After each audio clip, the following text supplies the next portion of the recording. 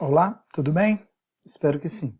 Nós vamos então hoje para a última aula de embriologia. Então, tivemos 4 aulas de embriologia. No primeiro momento vimos como era o desenvolvimento do embrião do anfíoxo, que é a base de estudo no ensino médio para os cordados. Depois nós vimos a organogênese, o que cada tecido embrionário se diferencia.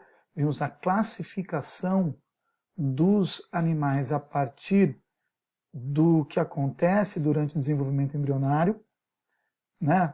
Se ele tem 2 ou 3 tecidos embrionários, se ele tem o blastóporo originando boca ou ânus, se ele tem cavidade corporal ou não, e assim por diante. A nossa última aula, antes dessa, nós vimos os tipos de ovos e a partir de como é a quantidade e a distribuição do alimento dentro desse ovo, o vitelo, como se dá a segmentação. Então nós vimos os 4 grandes tipos de segmentação e hoje nós vamos para a última aula de embriologia, em que nós vamos focar especificamente nos vertebrados, que é o grupo no qual nós estamos, e perceber como que, através de aparecimento de estruturas que ajudam o embrião, a vida desses animais pôde se tornar totalmente independente da água. Então, para além das soluções adaptativas para a vida na Terra relacionados à desidratação, então a pele impermeável, a excreção de uma urina concentrada com substâncias menos tóxicas, uma troca gasosa em pulmões, ou seja, um conjunto de adaptações para a vida no ambiente terrestre, também tem adaptações para a reprodução independente da água. Então, nós vamos lembrar que em muitos peixes e anfíbios a fecundação é ainda na água, aí a fecundação passa a ser interna, só que o ovo ele precisa da água, ele precisa do ambiente aquático. Então, como foi surgindo e quais são as estruturas que vão permitir que o embrião se desenvolva fora d'água, porém que ainda seja no ambiente aquoso. Legal? Então, a gente vai agora tratar disso. Na apostila 2 ainda, módulo 9, teoria na página 256, aplicação dos exercícios na página 425. Legal? Então, vamos lá. O que são esses anexos embrionários? Anexo é algo que vem junto. Então, algo que vem junto ao embrião. Então, são produzidos pelo embrião para auxiliar o seu desenvolvimento, porém, eles são descartados no final do desenvolvimento. Então, eles ajudam o embrião, mas não ficam com o embrião. Então, é algo que vem junto, porém, ele não continua depois do embrião terminar toda a sua história, e passar aí a vida ao próximo de um adulto, algo assim. Legal? Pois bem, os anfíbios, eles não produzem nenhum tipo de anexo. O anexo embrionário mais comum é o saco vitelínico. Nem isso a maioria dos anfíbios tem, porque o vitelo fica guardado nos macrômeros. Vale lembrar que os anfíbios, eles não têm uma quantidade muito grande de vitelo, eles têm uma quantidade mediana, e eles passam por um estágio de larva, que é o girino. Legal? Já os peixes, eles vão produzir apenas um tipo de anexo embrionário, que é o saco vitelínico. Legal? Então, que é uma bolsa cheia de vitelo. E os répteis serão os primeiros dos vertebrados a apresentar 4 tipos de anexos embrionários que vão permitir que esse embrião se desenvolva totalmente fora d'água. Legal? Então, o anfíbio não tem nenhum anexo, peixe só tem um, que é o saco vitelínico, e a partir dos répteis, isso significa que em aves e mamíferos se mantém, vão ter 4 anexos embrionários. Legal? Continuando. O primeiro tipo de anexo embrionário que a gente vai trabalhar é o saco vitelínico, ou vesícula vitelínica. Então, como o nome já diz, é uma bolsa, é um saco que segura o vitelo, o alimento. Legal? Então, é uma membrana que envolve esse alimento. Essa membrana ela é derivada dos tecidos embrionários endoderme e mesoderme e está ligada ao tubo digestório do embrião. Tem sentido. Então, esse alimento vai para o tubo digestório do embrião, ocorre a digestão desse vitelo, que é distribuído pelo sangue desse animalzinho ainda em desenvolvimento para todo o corpo. Legal? Esse anexo ele é totalmente irrigado por vasos sanguíneos para ir justamente absorvendo os nutrientes. Então, tem muitos vasos sanguíneos que vão envolver o saco vitelínico.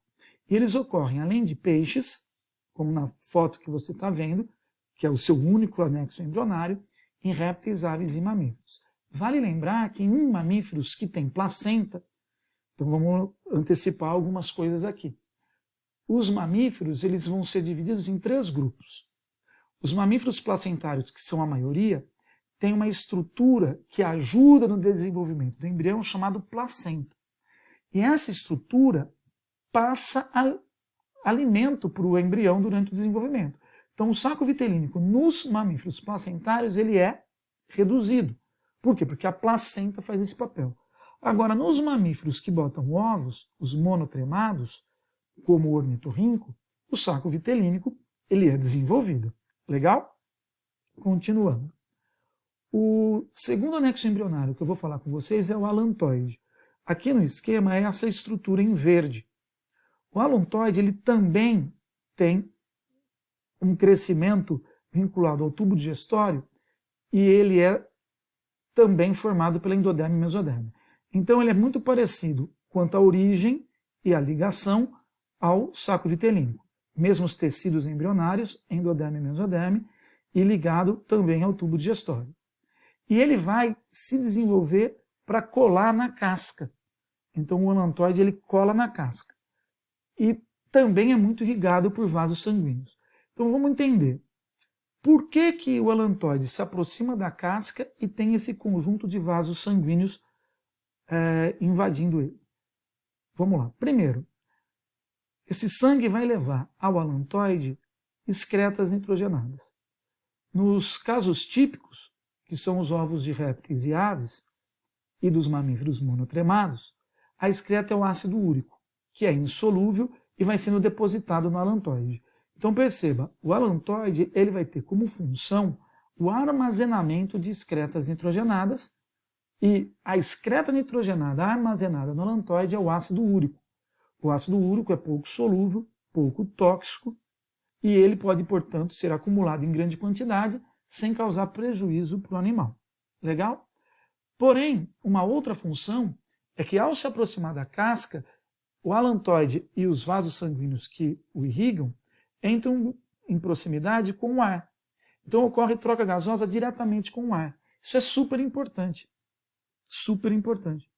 Porque esse oxigênio vai ser fundamental para que as células tenham condições de fazer a respiração celular e, consequentemente, produzir ATP a partir desse processo e ter energia para sua atividade, que é muito grande, ele está crescendo.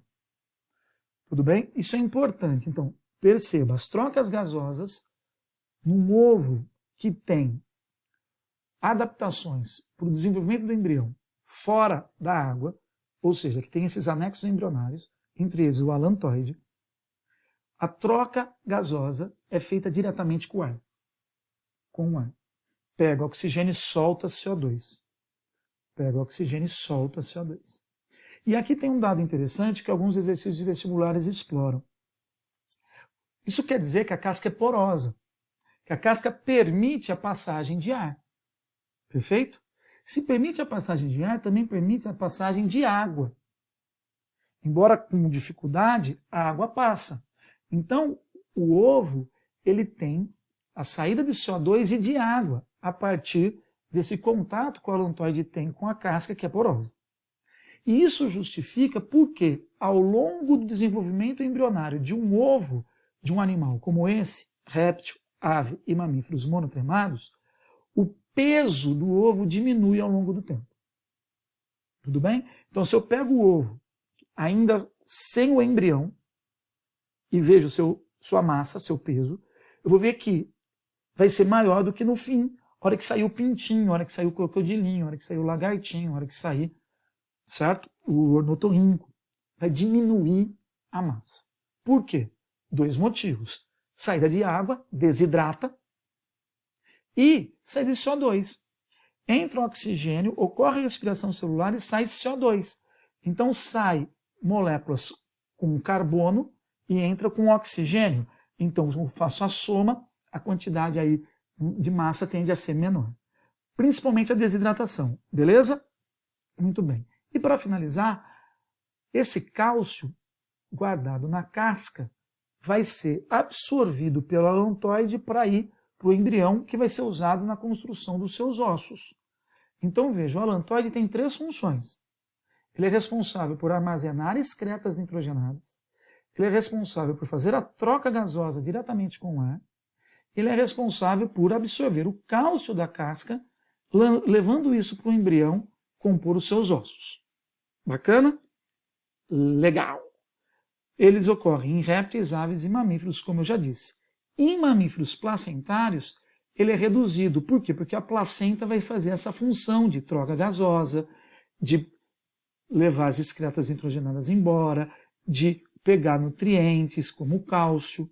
Então as funções do saco vitelínico e do alantoide, perceba, são substituídas pela placenta nos mamíferos placentários. Legal? Seguindo, vamos ao âmnio. O âmnio é um anexo embrionário que envolve apenas o embrião. Só o embrião. Veja, esse que está em azul no nosso desenho. Então o embriãozinho está lá, ligado ao tubo digestório você tem o saco vitelínico e o alantoide, e envolvendo apenas o embrião você vê o âmnio. Ele tem origem da ectoderme e da mesoderme.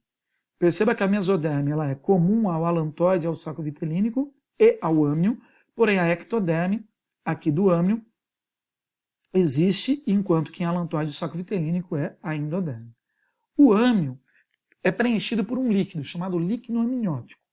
Esse líquido preenche uma cavidade, chamada cavidade amniótica. Então a membrana âmnio envolve uma cavidade, chamada cavidade amniótica, que é preenchida por um líquido chamado líquido amniótico. O embrião ele fica flutuando nesse líquido, certo? E, por ser muito rico em água, acaba hidratando o embrião, impedindo a desidratação desse embrião, mesmo em ambiente terrestre. Perceba, o âmnion, ao ter o líquido amniótico no seu interior, simula o ambiente aquático, evitando a desidratação do embrião.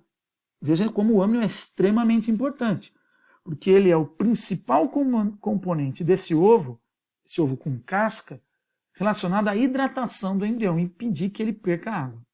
Porém, essa água, além de hidratar o embrião, tem outras funções, como, por exemplo, evitar choques mecânicos. Por que isso é importante? O embriãozinho, no início do seu desenvolvimento, ele é formado por células indiferenciadas, ou seja, células que podem se transformar em qualquer coisa. Se logo no início esse embrião tocar em algum outro tecido, pode ocorrer uma aderência, ele gruda nesse tecido e aí se desenvolve tecidos que não eram os esperados pela história natural desse embrião.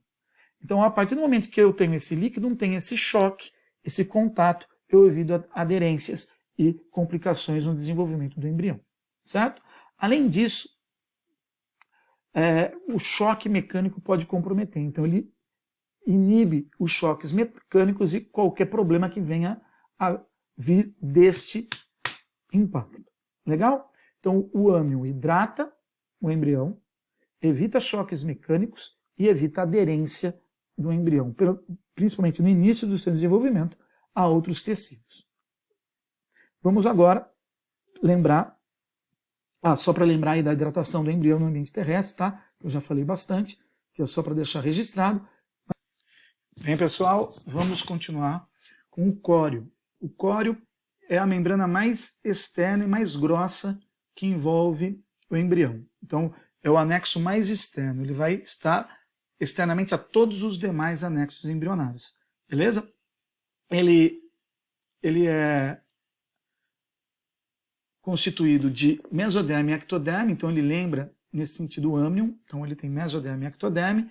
E, por ser o mais externo, ele é o que protege o embrião contra a entrada de agentes estranhos. Então ele vai proteger o embrião contra infecções e outras coisas que poderiam entrar. O córeo vai ocorrer em répteis, aves e mamíferos, e vale a pena aqui já deixar registrado, embora eu vou comentar com vocês isso mais à frente, que nos mamíferos placentários o córeo sofre dobras, chamadas vilosidades coriônicas, que vão invadir o tecido do endométrio uterino da fêmea, e aí, junto com esse endométrio, as vilosidades coriônicas vão formar a placenta. Legal? Então veja, o córeo nos répteis, aves e mamíferos monotremados, ou seja, que tem o ovo com casca, é uma membrana mais externa que protege esse embrião contra infecções, por exemplo. Já nos mamíferos placentários, o córeo vai sofrer dobras, as vilosidades coriônicas, que invadem o endométrio, o tecido mais interno do útero, e junto com esse endométrio, as vilosidades coriônicas vão formar a placenta. Legal? Agora vamos fazer aqui uma análise do ovo de uma galinha sem embrião e comparar com o ovo de uma galinha com embrião. Então aqui, ó, o ovo, ó, acompanho com o cursor, em que você tem várias estruturas. Então externamente você tem a casca, certo? Ligada a essa casca, quando você come ovo cozido, você vai perceber isso, existem algumas membranas, que são as membranas da casca, certo? Que vão separar a casca daquele líquido transparente e viscoso que é a clara, também chamada de albumina. O que a gente chama de gema é o vitelo. Então aqui no vitelo nós vamos encontrar muito carboidrato, lipídio, e a clara é a fonte de proteína. A albumina é uma proteína. Existem dois tipos de clara, né, que é uma mais líquida e outra mais densa, porém isso é pouco importante na nossa discussão. Existe uma estrutura que envolve a gema e o disco germinativo, que é aquela região onde ocorrem as divisões celulares do embrião. Se você se lembrar lá da nossa última aula, que os ovos, como a da galinha, dos répteis, tem uma segmentação meroblástica discoidal. Então, meroblástica porque ocorre só numa parte do embrião e essa parte é o disco. Agora, voltando a essa estrutura chamada chalaza, perceba, é uma estrutura que vai envolver a gema e tem isso aqui que parece uma cordinha, ó, que ela vai manter a gema num determinado local. Quando você quebra o ovo, você pode ver que a gema ela fica ainda por inteiro. Para você ver a gema quebrar, esparramar o seu líquido, você tem que romper essa estrutura que reveste ela, que faz parte da chalaza. Outra coisa que é legal você perceber é que existe uma região que acumula ar. Então, entre a casca e a clara, né, você vai ter aqui, ó, um lugar que acumula ar. Então, quando você joga o ovo na água, essa parte vai ficar para cima, fazendo ele boiar, certo? Porque vai ficar com ar. Agora vamos aqui para o ovinho da galinha com o embrião. Então, o embriãozinho se desenvolveu aqui, ó, no disco germinativo, e aqui está ele. Ó. Então você tem o mais, aqui ó, em azulzinho, revestindo apenas o embrião, que é o âmnion. Aqui ó, em verdinho, alantoide. Esse em amarelo, o saco vitelínico, revestindo tudo. O córeo e as membranas da casca, a clara, a casca propriamente dita, certo? Então dá para ver aqui como que essa estrutura deu origem a esta outra aqui. Como o ovo de galinha sem o embrião se desenvolveu com o embrião. Legal? E a gente vai classificar agora os vertebrados a partir da presença desses anexos embrionários. Então a gente fala que existem os anaminiotas, que são aqueles animais em que o ovo não tem nem âmnion nem alantoide. Então esse antes é uma negação, então sem âmnion. Alguns autores vão preferir chamar de analantoidianos. E quem são eles? Os peixes e os anfíbios. Não tem nem âmnion nem alantoide. Já os animais chamados de aminiotas ou alantoidianos são aqueles que têm âmnion e alantoide e seriam os demais, os répteis, as aves e os mamíferos. Legal? Então, sem âmnion, peixes e anfíbios, anaminiotas. Com âmnion, aminiotas, répteis, aves e mamíferos. Legal? Agora, terminada essa classificação dos vertebrados, a gente vai falar um pouco sobre a reprodução humana. E aqui vale lembrar que a reprodução humana a gente pode dividir em etapas para facilitar nosso estudo. Então, a gente começa com alguns eventos importantes. A primeira delas é a ovulação. Então, o primeiro evento importante é a ovulação, ou seja, quando a mulher libera, a partir do ovário, uma célula chamada ovócito secundário. Então, só para esclarecer, embora se chame ovulação, o que sai do ovário não é o óvulo, e sim uma célula anterior ao óvulo, chamada ovócito secundário. Essa célula é uma célula fruto da primeira meiose.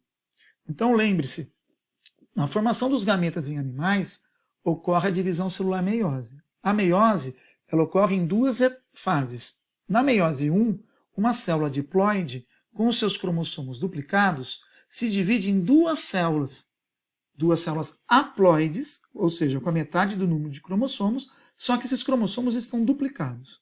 Então, a célula original, presente lá no ovário, no interior dos folículos ovarianos, prontos para sofrerem meiose, a meiose 1, se chamam ovócitos primários, ovócito 1.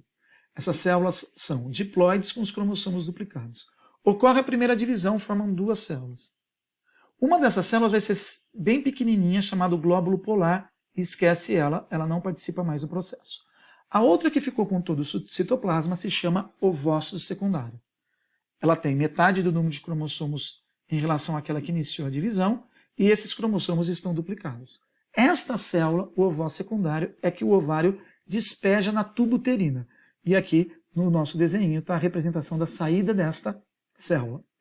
É esta célula que o espermatozoide vai encontrar. Então, o segundo evento é a fecundação. O espermatozoide ele se funde ao ovócito secundário, e isso se dá na tuba uterina.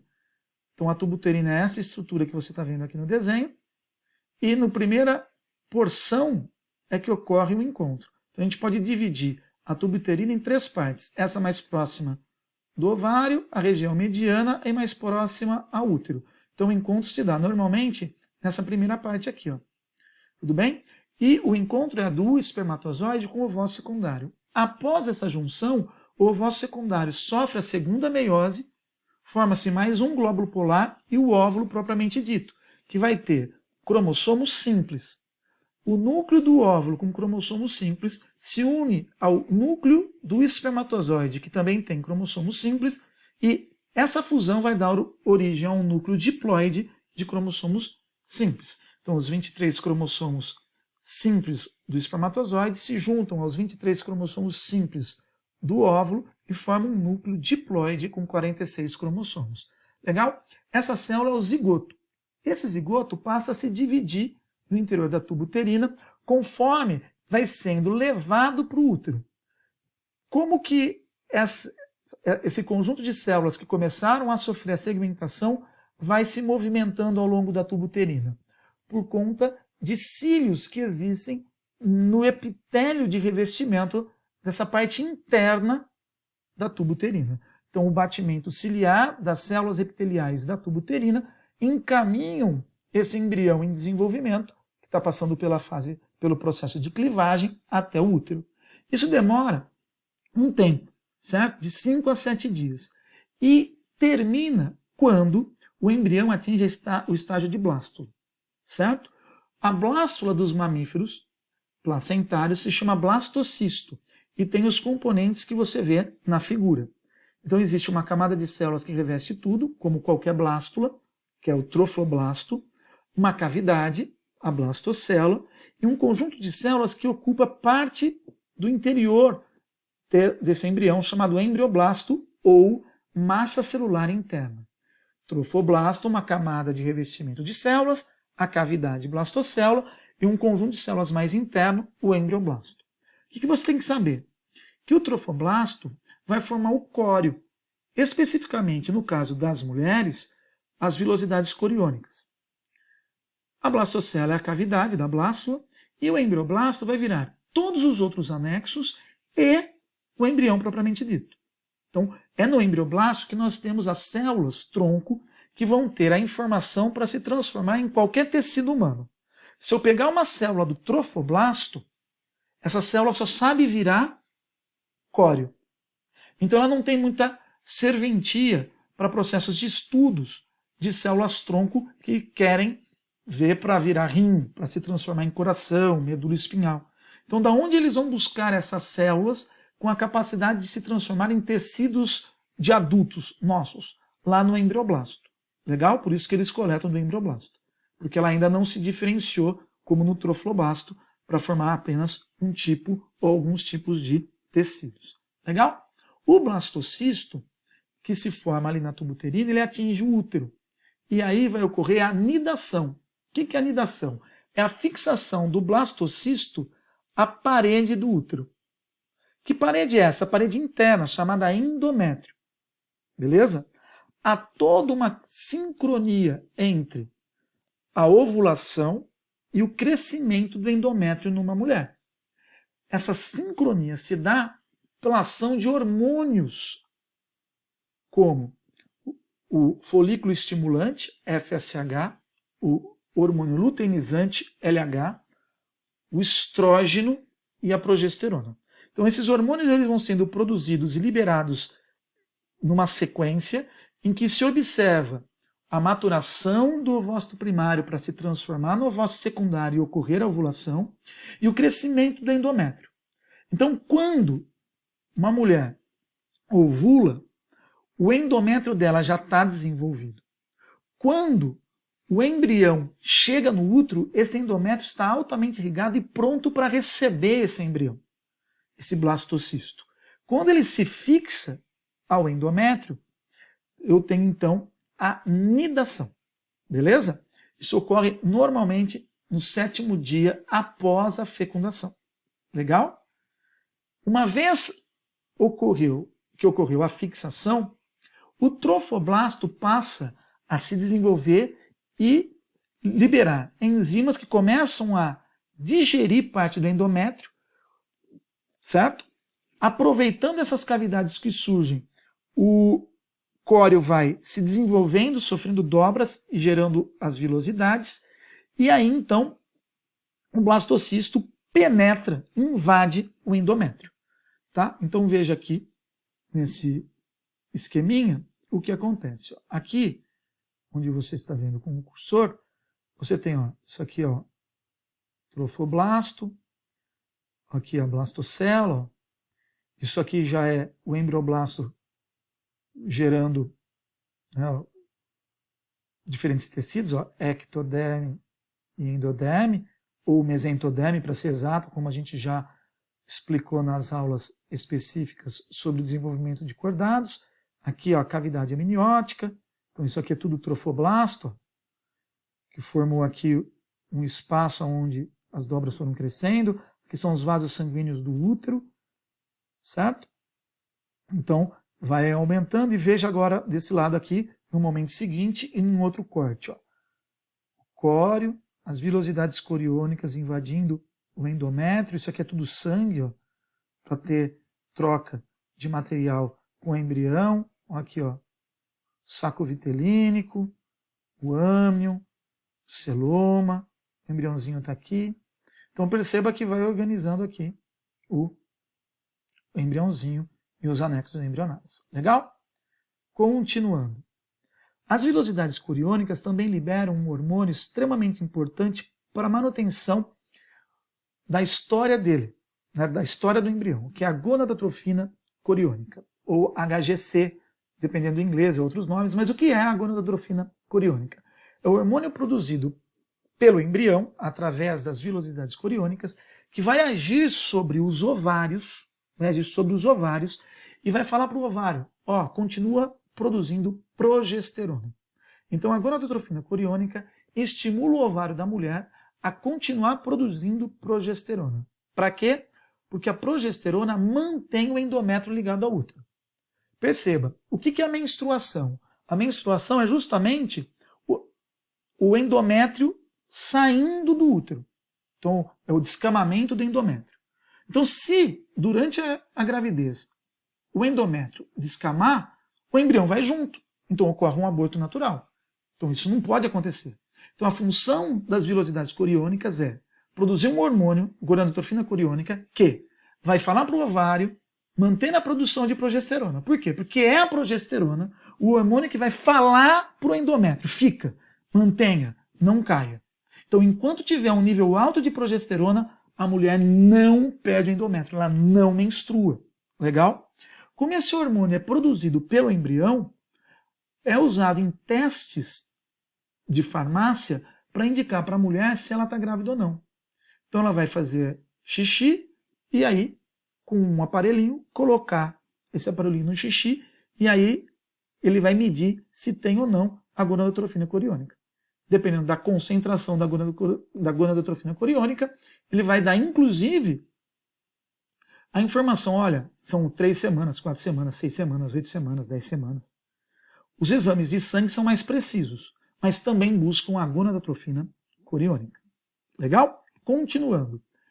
Uma vez que deu tudo certo, a gonadotrofina coriônica mandou o ovário produzir progesterona, a progesterona está em grande quantidade, o endométrio está preso, essas vilosidades coriônicas elas vão interagir com o endométrio da mãe e formar a placenta. Então a placenta é o conjunto formado pelas vilosidades coriônicas e o endométrio uterino, certo? A parede uterina interna. Isso é a placenta.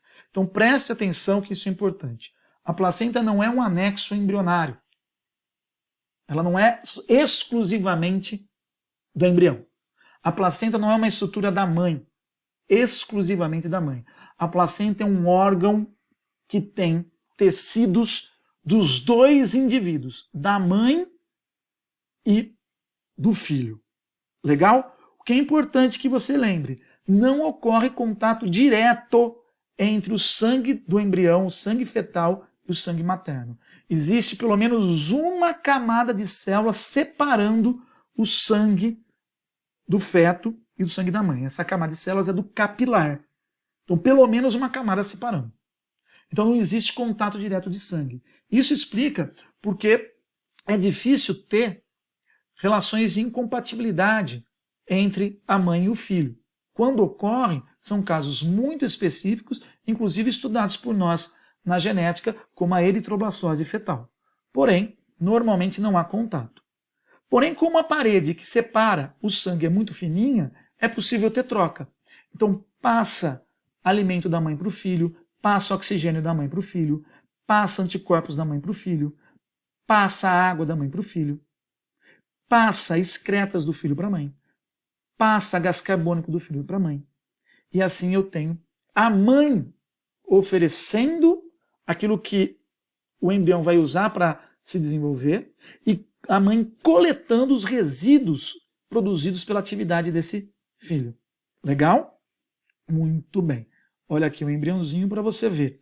No caso da espécie humana e dos mamíferos placentários de forma geral, os anexos embrionários chamados de saco vitelínico e alantoide, eles são menos desenvolvidos, eles são atrofiados, eles são reduzidos.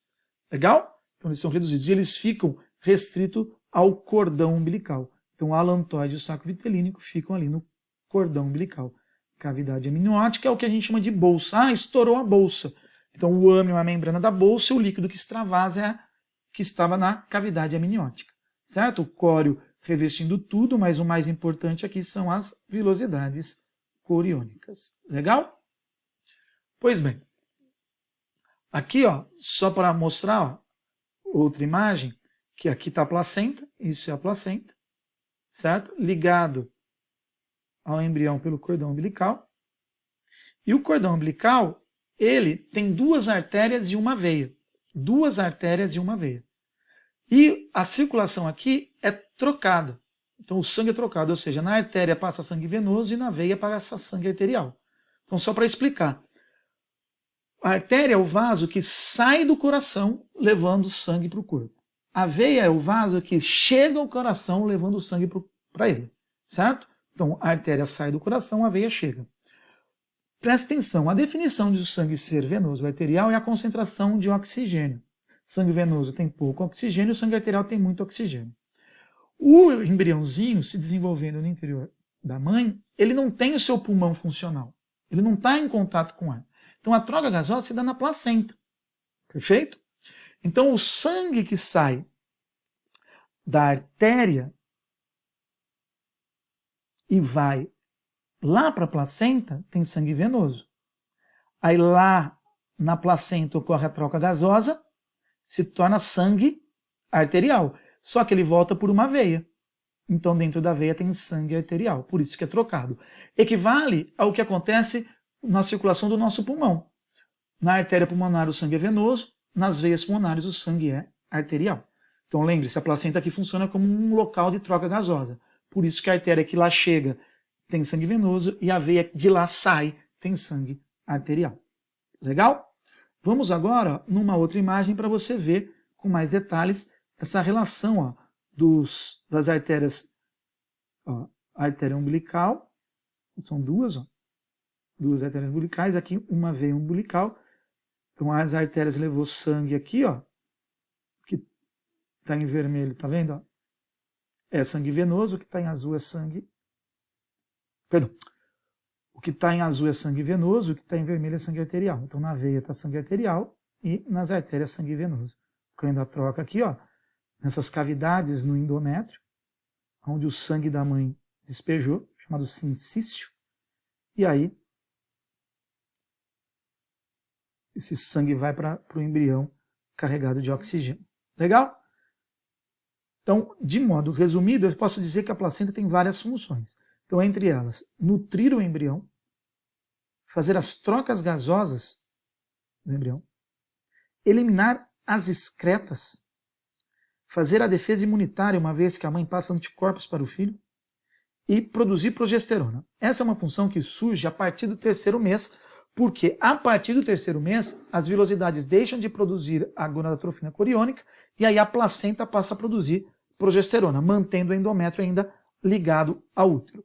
Lá no final da gravidez, essa progesterona cai, vem um outro hormônio produzido pela mulher chamado ocitocina, que contrai a parede do útero, expulsando a criança. Legal? Aqui, ó, ovo com casca e placenta. Para você comparar, ó, o ovo com casca, onde está o saco vitelínico, está no cordão umbilical, no placentário.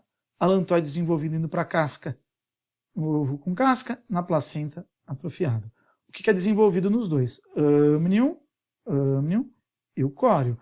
Só que no córeo dos placentários, nós temos as dobras, que junto com a parede uterina, vai formar a placenta. Legal? Fazer a comparação entre os dois. Muito bem. Para a gente terminar a parte teórica, eu vou falar um pouco dos gêmeos. Os gêmeos são irmãos que nascem na mesma gestação. Tá? Então, são irmãos que nascem na mesma gestação. Nós temos dois tipos de gêmeos. Os monozigóticos, também chamados de univitelinos, que surgem de um zigoto só. Então, ocorreu uma única fecundação, um óvulo e um espermatozoide, formando um único zigoto. Isso justifica o termo monozigótico, um zigoto. Porém, no determinado momento do desenvolvimento embrionário, esse embrião se divide em dois. Então eu tenho dois embriões, e, portanto, como eles derivam do mesmo zigoto, eles são geneticamente idênticos. Por isso que a gente chama de gêmeos idênticos. E eles vão compartilhar a mesma placenta. Então, os gêmeos monozigóticos normalmente compartilham a mesma placenta. Por isso o nome univitelinos, um alimento só. Legal? Então são gêmeos monozigóticos, eles são geneticamente iguais. Os gêmeos dizigóticos ou bivitelinos, eles surgem de duas fecundações. Então, dois óvulos na espécie humana. Isso é raro porque normalmente a mulher libera um óvulo só a cada ovulação. Mas algumas mulheres liberam dois óvulos, cada um deles é fecundado por um espermatozoide diferente, então são dois óvulos com dois espermatozoides, certo? E formam dois zigotos. E, portanto, eles são diferentes geneticamente, certo? Eles são irmãos, como aqueles que nascem em momentos diferentes, geneticamente diferentes. Só que aqui há uma coincidência de dividirem o mesmo útero no mesmo momento, tá? Por isso que eles são gêmeos, mas eles são geneticamente distintos, diferentes. E cada qual vai ter a sua própria placenta, por isso bivitelinos. Então são gêmeos fraternos, dizigóticos porque são dois zigotos, ou bivitelinos porque são duas placentas, duas fontes diferentes de nutrição. Legal? Muito bem. Terminado isso, eu vou aqui mostrar os dois num único slide, para você ver a diferença, um zigoto, dois zigotos, idênticos, diferentes, uma placenta e duas placentas. E agora, vamos aos exercícios lá na página 425. Então, peguem sua apostila, página 425. O primeiro exercício diz o seguinte: assinale a alternativa que apresenta corretamente anexos embrionários de aves e sua respectiva função. Então, vamos lá. O saco vitelínico excreta, já está errado. Saco vitelínico não excreta, pula. B, saco vitelínico, nutrição, tá certo? Alantoide, circulação e digestão. Circulação pode até ser, agora digestão, fora. Errado. C, saco vitelínico, excreção. Errado. D, saco vitelínico, nutrição. Certo. Alantoide, respiração, trocas gasosas, ok. Excreção. Certo. Âmnio, proteção, contra choques, contra aderência. Córeo ou serose é o outro nome que se dá ao córeo, proteção e revestimento. Aparentemente é essa. Vamos lá, ó. Saco vitelínico, nutrição, certo. Placenta, ave, não. Então tem que ser a D. Beleza? Então cancela E porque placenta não existe em ave. Vamos para o próximo. No decorrer do desenvolvimento embrionário de vertebrados, surgem, a partir dos folhetos germinativos, os anexos embrionários. Essas estruturas extraembrionárias desempenham funções importantes no organismo que está em formação, estando associadas ao tipo de desenvolvimento de ovo da espécie. Com base na figura, na qual o embrião está representado pelo número 4, assinale a alternativa que apresenta a informação incorreta acerca dos anexos embrionários. Então, a errada, hein? A errada. O anexo âmion, que está representado em 3, ok, só ao redor do embrião, tá certo? Está presente em organismos amniotas, ok, sendo responsável pela proteção do embrião contra choques mecânicos e contra a desidratação. Tudo certo. É essa que você vai assinalar? Não, porque você tem que assinalar a errada. B, o alantoide, representado em 2, ok, pode ser, foi direto ali para a casca. Tem função respiratória, ok, e de armazenamento de materiais excretados. Legal. Em répteis e aves. Bacana. Na gente, sim, mamíferos placentários, mas ele é reduzido, atrofiado, porque a placenta faz essa função. Então, vamos considerar ela como correta. Legal? C. Em peixes, anfíbios, répteis, aves e mamíferos, o anexo 1, saco vitelínico, é bem desenvolvido e fornece nutrientes para o desenvolvimento do embrião. Peixe tem saco vitelínico bem desenvolvido? Sim. Anfíbios têm saco vitelínico bem desenvolvidos? Não. Já está errado. Répteis, aves, sim. E a maioria dos mamíferos? Não. Então, veja, é a C. Legal? A C já é incorreta. Assinalamos ela. Vamos à terceira e última questão. Alguns anexos embrionários permitiram aos vertebrados a conquista do ambiente terrestre. Esses anexos apareceram provavelmente nos ancestrais dos répteis e permaneceram nas aves e nos mamíferos. Assinale a alternativa que apresenta um desses anexos e sua função. Então, vamos lá. Anexos apareceram nos répteis, permaneceram nas aves e nos mamíferos. Placenta? Não. Placenta é exclusiva dos mamíferos placentários. Saco vitelínico? Não surge nos répteis, já tinha nos peixes? Não. C. Âmnion? Bacana. Cuja função é evitar a desidratação do embrião? Pode ser. Pode ser. D. Córeo, cuja função é reservar excretas nitrogenadas? Não. Isso é do alantoide. E. Alantoide, cuja função é armazenar material nutritivo? Errado. Isso é do saco vitelínico, então a resposta é a C mesmo. Legal? Então terminamos aqui esse assunto. Embriologia. Não vamos mais falar de embriologia a partir de então. Módulo 9 terminou. Aqui está uma tarefa para vocês, lá na página 262. Legal, gente? Então, obrigado pela sua atenção. Grande abraço a todos vocês. Espero que a gente se veja em breve. Viu? Até mais.